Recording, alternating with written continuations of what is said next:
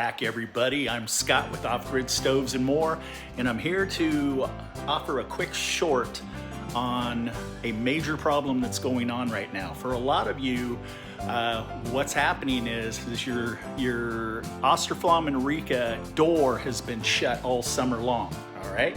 So what's happened is it's got a lot of compression. It's leaving indentations in the gasket. Depending on how old the gasket is, it'll just start to deteriorate and it'll lose its air seal. Right now, I kid you not, we are getting calls, not calls, emails, because a lot of you understand that that's the quickest way to get a hold of us. But you're finding out that if you don't use the right gasketing material, what's going to happen is it's going to allow too much airflow into the stove. It's going to, on the Rikas, it's going to throw air codes.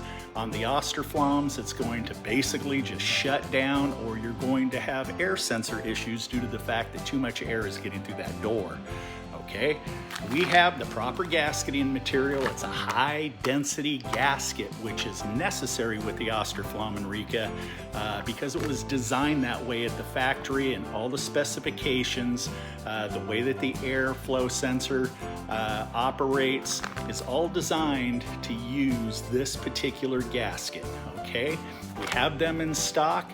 Don't try to use a white gasketing material. The white gasketing materials are too soft, too spongy, and what's gonna happen is you're gonna go through all the work of changing out that gasket, and you're gonna find that your stove's gonna start malfunctioning.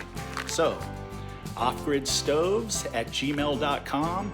That's the quickest way to get a hold of us. Literally, we'll get back to you on the average of within 1 to 2 hours, depending on what time of the season it is.